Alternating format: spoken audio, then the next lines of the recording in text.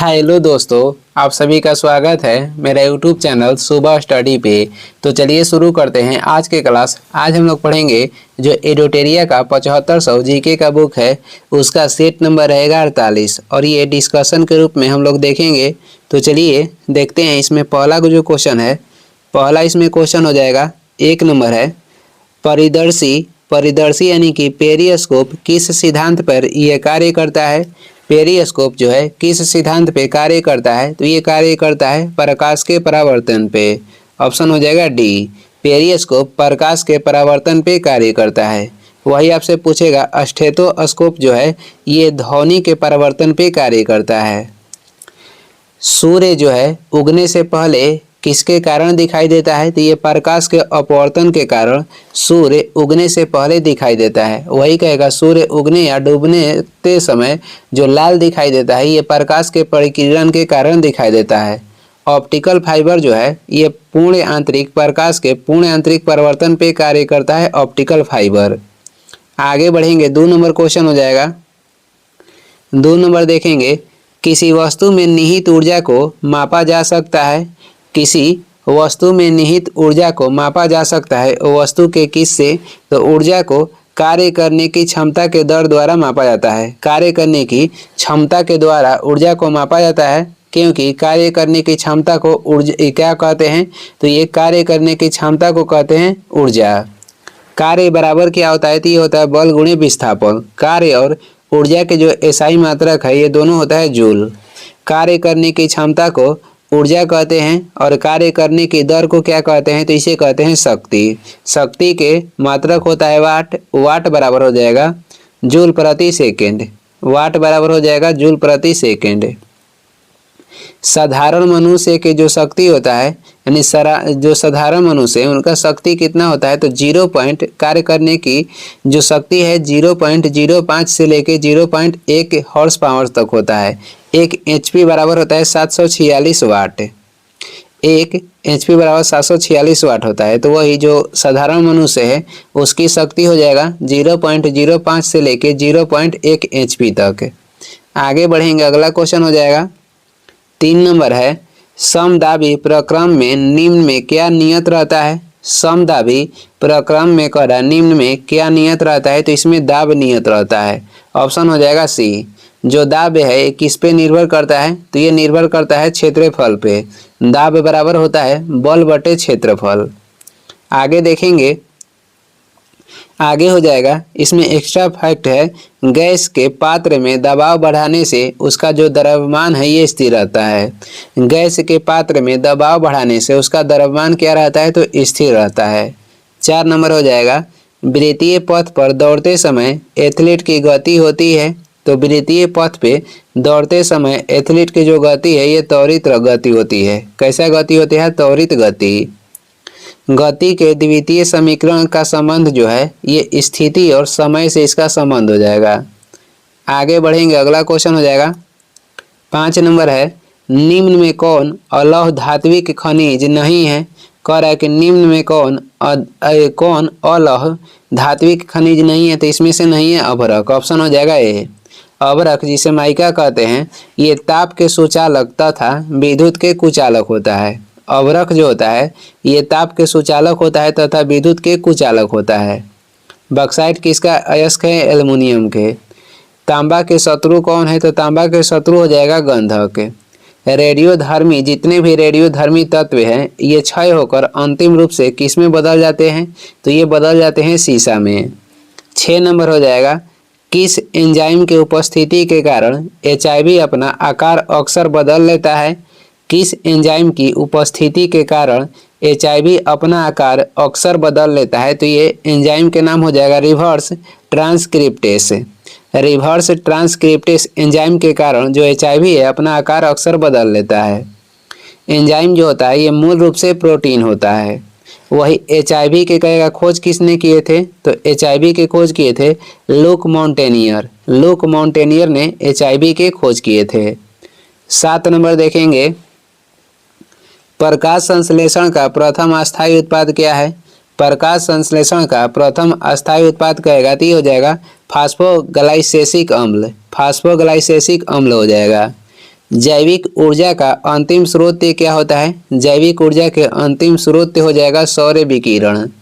प्रकाश संश्लेषण के दौरान जो ऑक्सीजन के उत्पादन होता है ये किससे होता है? तो ये होता है जल से। और कौन विधि के द्वारा? तो उपचयन विधि के द्वारा।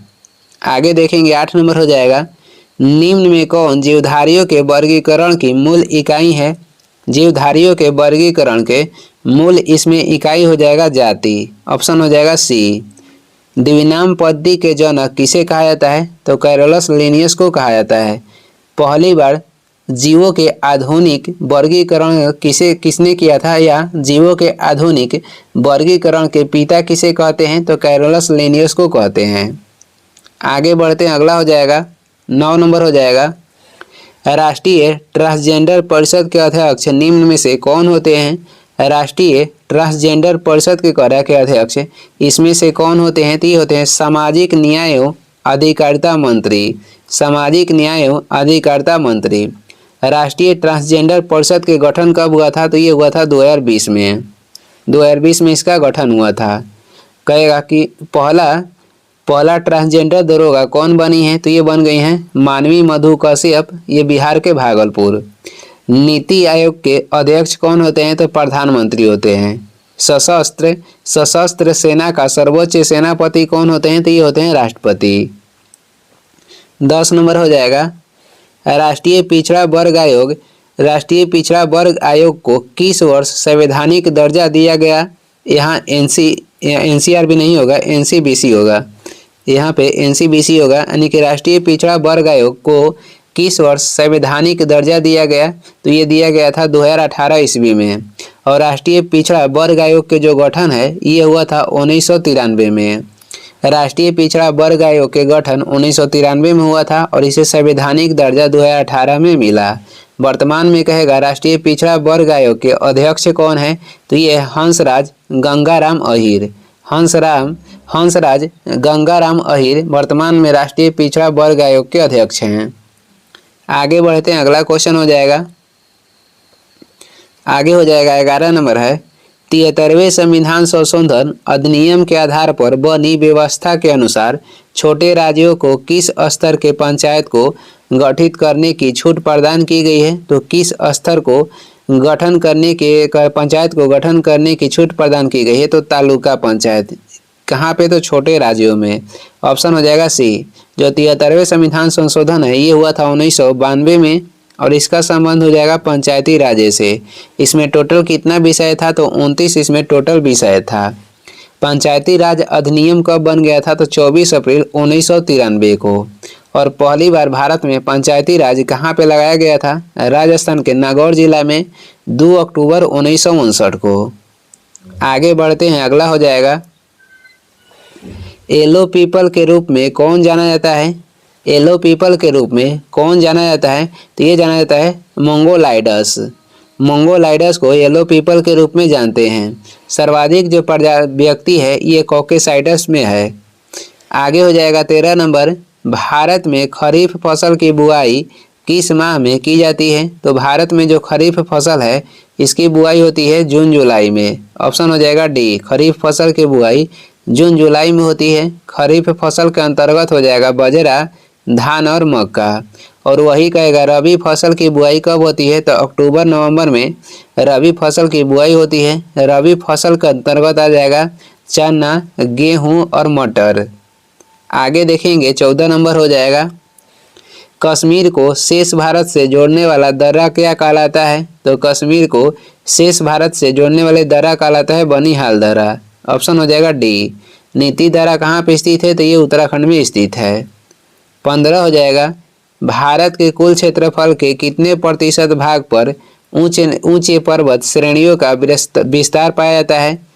भारत के कुल क्षेत्रफल के कितने प्रतिशत भाग पर ऊंचे पर्वत श्रेणियों का विस्तार पाया जाता है? तो ये पाया जाता है 10.7%। कितने भाग पर? तो 10.7% भाग पे।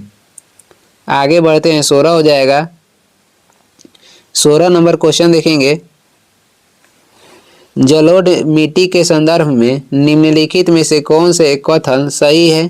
तो देखते हैं जलोढ़ मिट्टी के संबंध में कौन सा कथन सही है। तो देख लेते हैं, पहला हो जाएगा, इसमें रेत की मात्रा पश्चिम से पूर्व की ओर घटती है। ये कथन जो है सही है। ये बांगर एवं खादर स्वरूप में होते हैं, ये भी सही है। नई जो जलोढ़ मिट्टी है उसे खादर कहते हैं और पुरानी जलोढ़ मिट्टी को कहा जाता है बांगर। ये मृदा देश के कुल क्षेत्रफल का 40% हिस्सा पे है, ये भी सही है। ये भारत के सर्वाधिक क्षेत्र में पाई जाती है और ये सर्वाधिक उपजाऊ मिट्टी भी है। इस मिट्टी में पोटास की मात्रा अधिक एवं फास्फोरस की मात्रा कम होती है, ये भी कथन सही है। इसमें चारों सही है, ऑप्शन हो जाएगा डी। इसमें से सभी सही है। इसका अन्य नाम कहेगा तो कछारी मृदा भी है। आगे बढ़ते हैं, अगला हो जाएगा 17 नंबर क्वेश्चन है, स्वतंत्रता के पूर्व किस प्रांत में महार समुदाय को अछूत माना जाता था? तो ये किस प्रांत में महार समुदाय को अछूत माना जाता था? तो ये माना जाता था बम्बई प्रांत में। ऑप्शन हो जाएगा बी, बम्बई प्रांत में। बम्बई के नाम बदलकर मुंबई कब किया गया? 1995 में। और मद्रास से चेन्नई कब किया गया? यानी मद्रास के नाम बदलकर चेन्नई 1996 में किया गया। 18 हो जाएगा, दक्षिण पूर्व एशिया की सबसे लंबी नदी कौन सी है? दक्षिण पूर्व एशिया की सबसे लंबी नदी कहेगा तो ये हो जाएगा मेकांग नदी। वही एशिया की सबसे लंबी नदी हो जाएगा यांगटीसी कियांग नदी। आगे बढ़ते हैं, अगला हो जाएगा, किस प्रसिद्ध शासक को शिलालेखों का जनक कहा जाता था? शिलालेखों के जनक कहा जाता है किसे? तो अशोक को। अशोक के जो पहली शिलालेख था उसका खोज किए थे 1750 में। कौन किए थे? तो टी पैंथलर ने। और इसे कौन पढ़े थे? तो 1837 में पढ़े थे। कौन? जेम्स प्रिंसपे ने। बीणा बजाते हुए अपने सिक्के पे किसका उल्लेख किया गया है? तो ये किया गया है समुद्रगुप्त को। और इसे भारत के नेपोलियन भी बोला जाता है। कनिष्क जो थे ये कुषाण वंश के सबसे प्रतापी शासक थे। आगे बढ़ते हैं, अगला क्वेश्चन हो जाएगा 20 नंबर हो जाएगा, चोल राजा राजेंद्र ने निम्नलिखित में से कौन सी पदवी धारण नहीं की थी? यानी चोल राजा जो राजेंद्र थे ये कौन से पदवी धारण नहीं किए थे? तो त्याग समुद्र की पदवी यानी कि उपाधि धारण नहीं किए थे। ऑप्शन हो जाएगा ए। इनके गुरु कौन थे? तो ईशान सिंह राजेंद्र प्रथम के गुरु थे। चोल वंश के संस्थापक कहेगा तो विजयालय हो जाएंगे। राजधानी चोल वंश की कहाँ थी? तो तंजौर थी।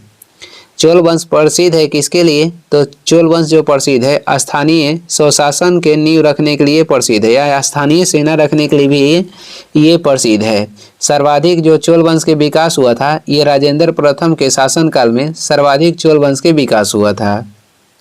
आगे बढ़ेंगे, 21 नंबर हो जाएगा। 21 नंबर क्वेश्चन है, रानी चेन्नम्मा के संबंध में निम्नलिखित कथनों पर विचार करें। रानी चेन्नम्मा के संबंध में निम्नलिखित कथन पर विचार करें। देखते हैं, रानी चेन्नम्मा का संबंध कर्नाटक से है, ये तो सही है। रानी चेन्नम्मा के जो संबंध था कर्नाटक से था। रानी चेन्नम्मा अंग्रेजों के खिलाफ अहिंसक आंदोलन करने वाली पहली शासिका थी, ये तो गलत है। इनसे पहले बहुत सी अंग्रेजों के खिलाफ लड़ाई लड़ी थी। 1824 में उन्हें गिरफ्तार किया गया और 1829 में जेल में ही उनकी मृत्यु हो गई, ये भी कथन सही है। 1 और 3 सही है, तो इसमें से कह रहा कि सत्य कथन का चयन करें। 1 और 3 सही है, ऑप्शन हो जाएगा बी। प्रथम जो कर्नाटक युद्ध हुआ था ये हुआ था 1746 से लेकर 48 तक। दूसरा कर्नाटक युद्ध कब से कब तक हुआ था? 1749 से 1754 तक। तीसरा कर्नाटक युद्ध 1756 से 1763 तक चला था। प्रथम कर्नाटक युद्ध की समाप्ति के लिए कौन सा संधि हुआ था? तो एला सापल की संधि हुई थी। दूसरा की समाप्ति के लिए पंडिचेरी की संधि हुआ था और तीसरा समाप्ति के लिए पेरिस की संधि हुआ था। आगे बढ़ते हैं, अगला हो जाएगा। अगला क्वेश्चन है, फारस से आने वाले अब्दुल रज़ाक की हम्पी यात्रा के समय दक्षिण भारत में विजयनगर का शासक कौन था? यानी कि जब अब्दुल रज़ाक हम्पी यात्रा आए थे यानी कि विजयनगर साम्राज्य आए थे उस समय कौन शासक थे? तो अब्दुल रज़ाक के समय थे देवराय द्वितीय। ऑप्शन हो जाएगा बी, देवराय द्वितीय थे। देवराय प्रथम के शासनकाल में इटनी निवासी निकोलो कांटी विजयनगर आया था। विजयनगर जो साम्राज्य के पतन का कारण क्या था? तो ये था तालिकोटा का युद्ध जो कि हुआ था 1565 में। ये विजयनगर के साम्राज्य के ये समाप्ति के कारण बना। अच्युत देवराय के शासनकाल में विजयनगर कौन आया था? तो ये आए थे नूनीज। कृष्णदेवराय के शासनकाल में विजयनगर आने वाले विदेशी यात्री हो जाएंगे बारबोसा तथा डेमिंग पायस। आगे बढ़ेंगे, अगला हो जाएगा, अगला है हम्पी के भग्नावशेषों को निम्न में से किस ब्रिटिश अधिकारी द्वारा प्रकाश में लाया गया था। तो ये कौन ब्रिटिश अधिकारी थे? तो ये ब्रिटिश अधिकारी के नाम हो जाएगा कर्नल कॉलिन मैकेंजी। विजयनगर साम्राज्य की राजधानी कहेगा तो हम्पी हो जाएगा और ये तुंगभद्रा नदी के किनारे स्थित है। विजयनगर राज्य के संस्थापक जो थे 1336 में हरियर और बुक्का थे। जेम्स प्रिंसपे ने 1837 में पहली बार अशोक के शिलालेख को पढ़ा था। 24 नंबर हो जाएगा, बंदा बहादुर के बचपन का नाम क्या था? बंदा बहादुर के बचपन के नाम हो जाएगा लक्ष्मण देव। ऑप्शन हो जाएगा बी। जो लक्ष्मण देव थे ये गुरु गोविंद सिंह के बाद मुगलों से लड़ने वाले ये क्या थे? तो ये बंदा बहादुर जो थे गुरु गोविंद सिंह के बाद ये मुगलों से लड़े थे।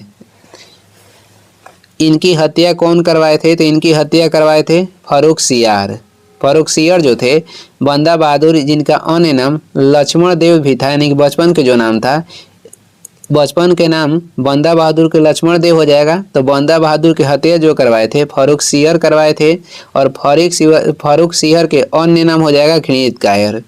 क्वेश्चन भी आता है कि घृणित कायर किसे बोला जाता है? तो फारूक सियर को बोला जाता है। आगे बढ़ते हैं, अगला हो जाएगा 25 नंबर, तख्त अकाल बंगा की नींव किसके द्वारा डाली गई थी? यानी अकाल तख्त के निर्माण किसने करवाया था? तो गुरु हरगोविंद ने।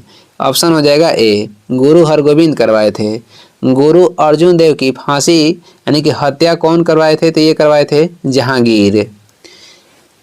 टोटल जो थे सिख धर्म में टोटल 10 गुरु हुए और 10 गुरु के नाम देख लेते हैं। पहला तो हो जाएंगे गुरु नानक और दूसरा हो जाएंगे, दूसरा का ट्रिक हो जाएगा कि अंगद जब अमर हुए तो किनके पास पहुँचे? तो रामदास के बाद पहुँचे, यानी कि अंगद हो जाएंगे दूसरा, अमर हो जाएंगे तीसरा, रामदास हो जाएंगे चौथा। तो वही जो अंगद अमर हुए तो पहुँचे रामदास के पास, तो ये ट्रिक हो जाएगा। पहला हो जाएंगे गुरु नानक, दूसरा गुरु अंगद, तीसरा गुरु अमर हो जाएंगे, चौथा हो जाएंगे गुरु रामदास और पांचवा थे गुरु अर्जुन देव, छठा हो जाएंगे गुरु हरगोविंद, सातवां गुरु हरराय और आठवां हो जाएंगे गुरु हरकिशन, नौवां थे गुरु तेग बहादुर जिसकी हत्या औरंगजेब ने करवाया था और 10वां हो जाएंगे गुरु गोविंद सिंह।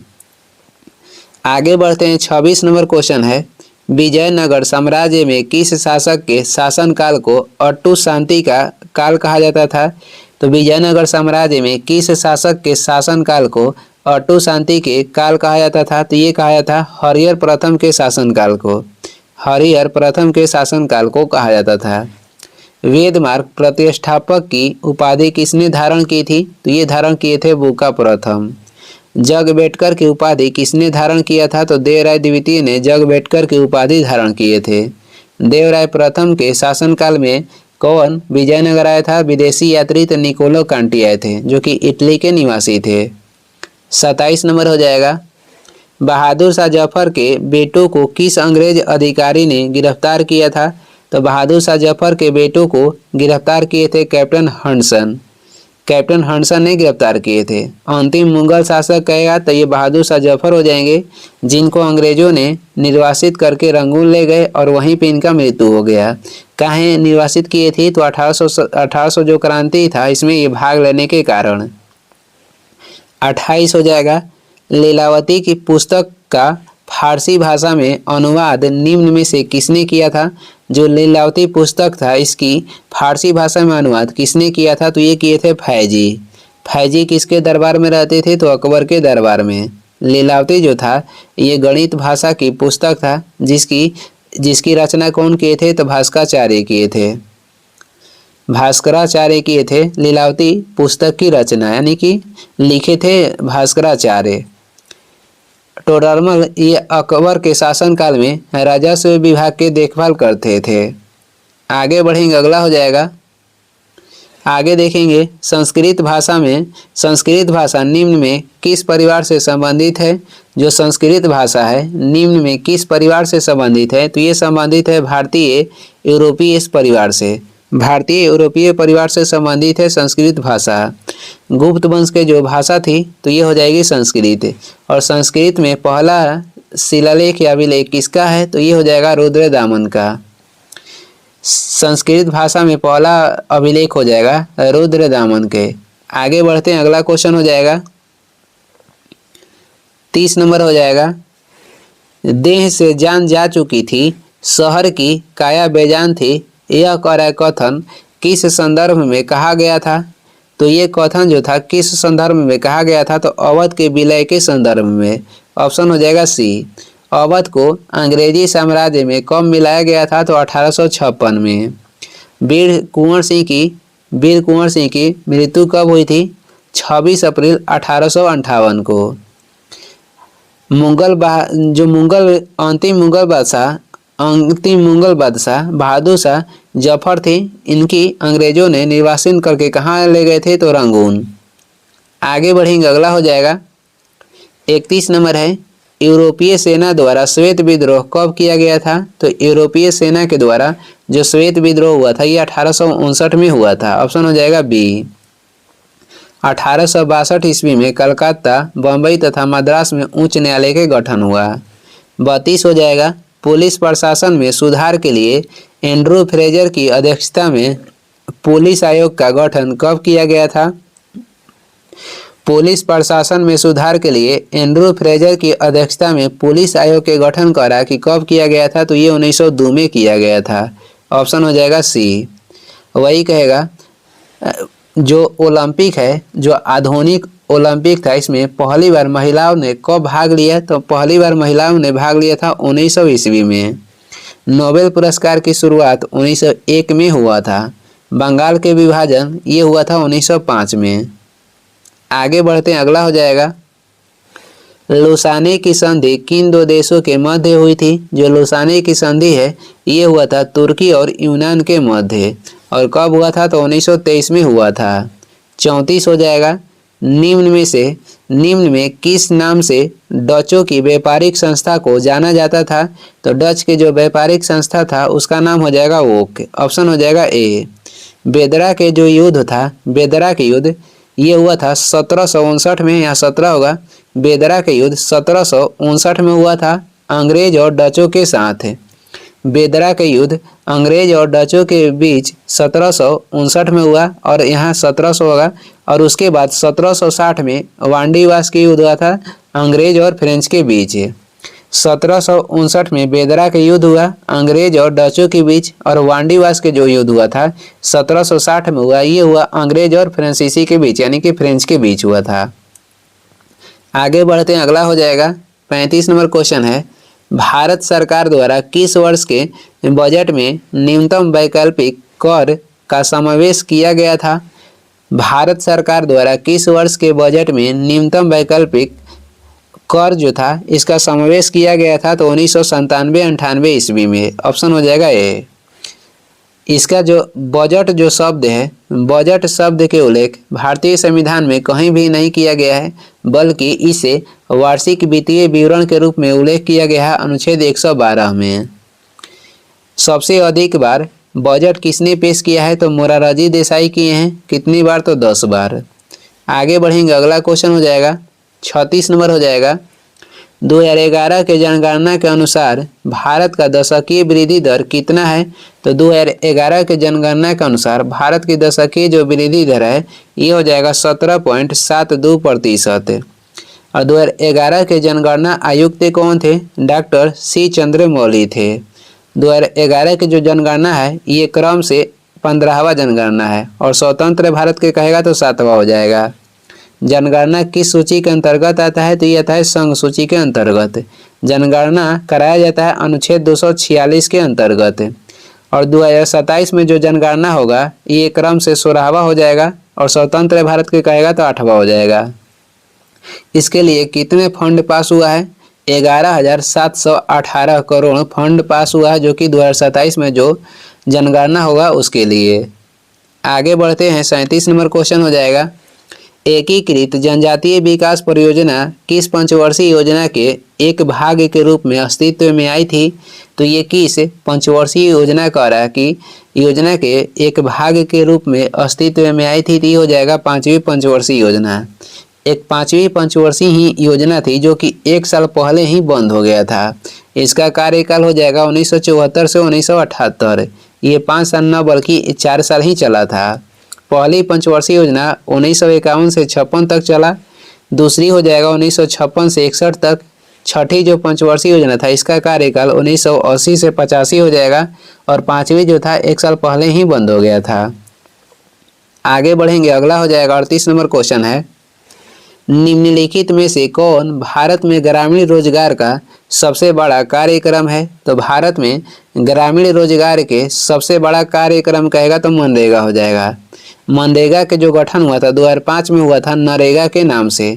इसका मनरेगा नाम दिया गया कब? तो 2009 में इसका मनरेगा नाम दिया गया, और वर्तमान 2025 में भी इसका नाम बदल दिया गया है। तो अब वर्तमान 2025 में इसका नया नाम हो जाएगा पूज्य बापू ग्रामीण रोजगार योजना। अब इसका जो नाम है फिर से चेंज किया गया, अब नया नाम इसका हो जाएगा पूज्य बापू ग्रामीण रोजगार योजना। पहले जो इसमें निम्न कितने दिन के कार्य मिलता था ग्रामीण क्षेत्र में? तो 100 दिनों का कार्य मिलता था ग्रामीण क्षेत्र में। अब इसका कार्य के दिन भी बढ़ा दिया गया है, अब 125 दिन कर दिया गया है। जो कार्य के दिन था इसे अब 100 दिन से बढ़ाकर 125 दिन कर दिया गया है, और न्यूनतम मजदूरी जो है ये 240 रुपये कर दिया गया है। काम के बदले अनाज ये कार्यक्रम की शुरुआत कब हुआ था? तो 1977-78 में। ट्राइसिम योजना की शुरुआत करेगा तो 1979 में किया गया था।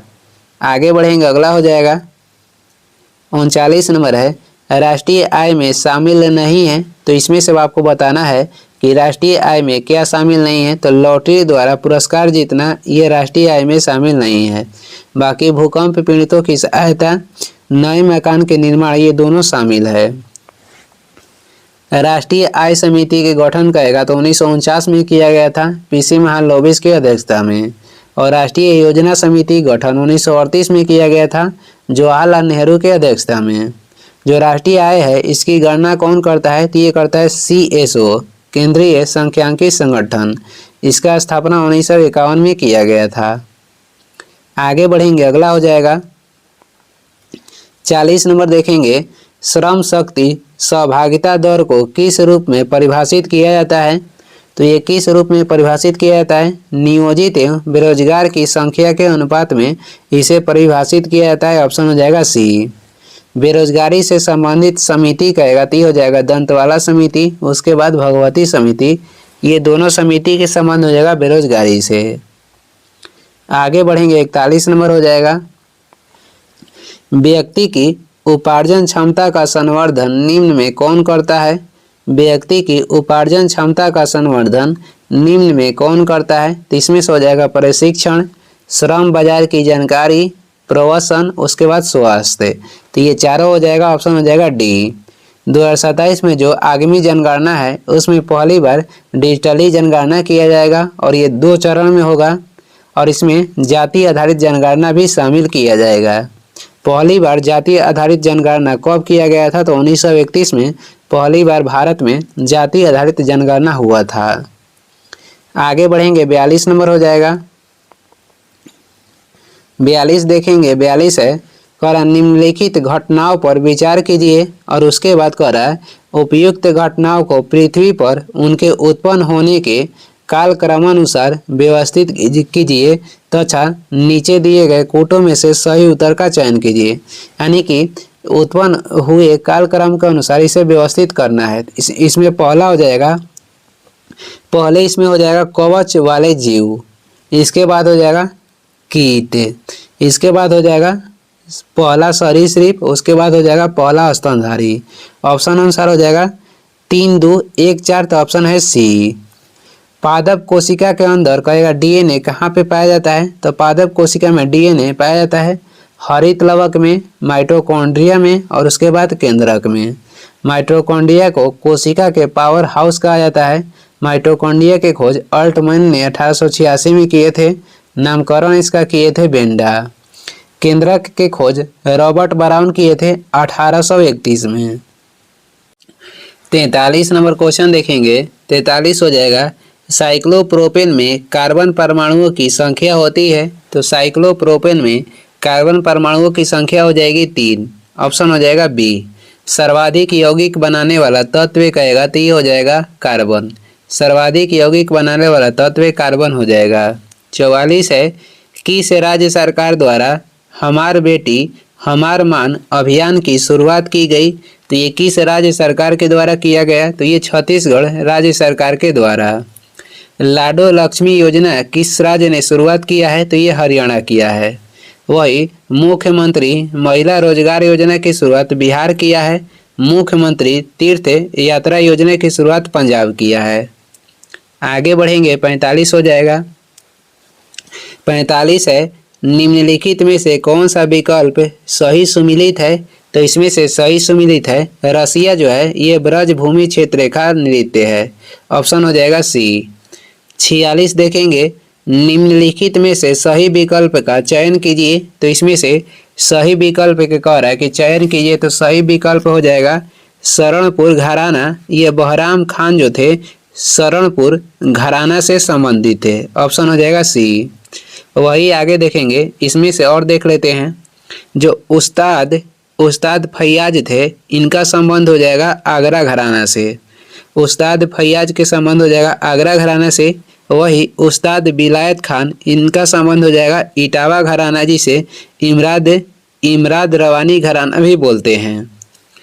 उस्ताद विलायत खान ये क्या बजाते थे। तो ये बजाते थे सितार। और उस्ताद फैयाज के संबंध हो जाएगा हिंदुस्तानी शास्त्रीय संगीत से। इसमें से कह रहा है कौन सा विकल्प सही है। तो ये हो जाएगा शरणपुर घराना जो थे बहराम खान शरणपुर घराना से संबंधित थे। आगे बढ़ते हैं, अगला क्वेश्चन हो जाएगा 47 नंबर देखेंगे। निम्नलिखित में से कौन से आरबीआई गवर्नर का क्रमशः सबसे लंबा और सबसे छोटा कार्यकाल है। इनमें से आपको बताना है कि कौन ऐसे गवर्नर हुए थे आरबीआई के जिनका कार्यकाल सबसे लंबा और सबसे छोटा था। तो इनमें सबसे लंबा कार्यकाल आरबीआई के गवर्नर के रूप में थे बेनेगल रामा राव। और सबसे कम समय तक आरबीआई के गवर्नर के कार्यकाल किनका रहा। तो अमिताभ घोष का। लंबा हो जाएंगे बेनेगल रामा राव और छोटे समय के लिए अमिताभ घोष। ऑप्शन हो जाएगा ए। वर्तमान में आरबीआई के गवर्नर कौन हो जाएंगे। संजय मल्होत्रा हो जाएंगे, क्रम से हो जाएंगे 26वां। और जो मुख्य चुनाव आयुक्त हैं ज्ञानेश कुमार, ये भी क्रम से 26वां मुख्य चुनाव आयुक्त हैं। आगे बढ़ेंगे, अगला क्वेश्चन हो जाएगा 48 नंबर है, प्रसिद्ध तीर्थ स्थल पारसनाथ निम्नांकित में से किससे सबसे नजदीक है। जो प्रसिद्ध तीर्थ स्थल पारसनाथ है ये कहाँ से सबसे नज़दीक है। तो मधुबन से सबसे नज़दीक है। ऑप्शन हो जाएगा सी। ये झारखंड के गिरिडीह जिले में है, जिसका संबंध हो जाएगा जैन धर्म से। जो ककोलत ये झरना है ये बिहार के नवादा जिला में है। 49 हो जाएगा, निम्नलिखित में से कौन सी नगद फसल नहीं है। तो इसमें से नगद फसल कौन सा नहीं है। तो ज्वार है, जिसमें हो जाएगा ज्वार जो है ये नगद फसल नहीं है। बाकी मूंगफली गन्ना और जूट ये तीनों नगद फसल हो जाएगा। मूंगफली उत्पादन में अग्रणीय राज्य गुजरात है, जूट में अग्रणीय हो जाएगा पश्चिम बंगाल और गन्ना में अग्रणीय हो जाएगा उत्तर प्रदेश। आगे बढ़ते हैं, 50 नंबर क्वेश्चन हो जाएगा, आसियान क्षेत्रीय मंच की स्थापना किस वर्ष की गई थी। आसियान क्षेत्रीय जो मंच है इसकी स्थापना की गई थी 1994 ईस्वी में। और जो कारगिल की लड़ाई लड़ी गई थी ये हुआ था 1999 में। सीटीबीटी की स्थापना कब हुआ था 1996 में। और आसियान केवल आसियान के गठन कहेगा तो 1967 में किया गया था। इसका मुख्यालय कहेगा तो इंडोनेशिया के जकार्ता में स्थित है। कुछ महत्वपूर्ण स्मरणीय तथ्य देख लेते हैं जो कि वन लाइनियर के रूप में रहेगा। इसमें हम लोग पढ़ेंगे राष्ट्रकूट वंश। राष्ट्रकूट वंश के संस्थापक कौन थे। तो ये थे दंती दुर्ग। इस वंश के राजधानी आपसे कहेगा राष्ट्रकूट वंश की राजधानी कहाँ पे थी तो मानेखेत थी। इस वंश के प्रमुख शासक कृष्ण प्रथम, कृष्ण द्वितीय तथा अमोघ वर्ष थे। अमोघ वर्ष ने कवि राजमार्ग की रचना की थी।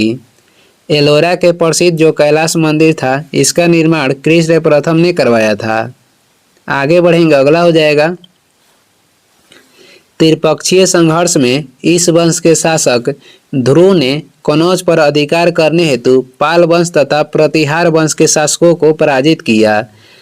त्रिपक्षीय जो संघर्ष हुआ था ये हुआ था पाल वंश, प्रतिहार वंश और राष्ट्रकूट वंश के साथ त्रिपक्षीय संघर्ष हुआ था। तो इसमें जो राष्ट्रकूट वंश के शासक ध्रुव थे इन्होंने कनौज पर अधिकार करने हेतु पाल वंश तथा प्रतिहार वंश के शासकों को पराजित किए थे। पाल वंश के संस्थापक गोपाल हो जाएंगे और प्रतिहार वंश के संस्थापक थे नागभट्ट प्रथम। प्रसिद्ध कन्नड़ पुस्तक कवि राजमार्ग की रचना कौन किए थे? तो अमोघ वर्ष किए थे। गणित सार संग्रह के लेखक महावीराचार्य एवं अमोघ वृत्ति के लेखक शक्तियाना अमोघ वर्ष के दरबार में रहते थे। अमोघ वर्ष ये जैन धर्म के अनुयायी थे। आगे बढ़ते हैं, अगला हो जाएगा राष्ट्रकूट शासक इंद्र तृतीय के शासनकाल में अरब निवासी अल मसूदी भारत आया था। और ये इस वीडियो के लास्ट क्वेश्चन है। वीडियो को लास्ट तक देखने के लिए धन्यवाद। वीडियो पसंद आ रहा है तो लाइक कर दें, चैनल पर नए हैं तो सब्सक्राइब कर दें। कुछ सुझाव एवं सलाह देना है तो कमेंट करके ज़रूर बताएं। Thank you.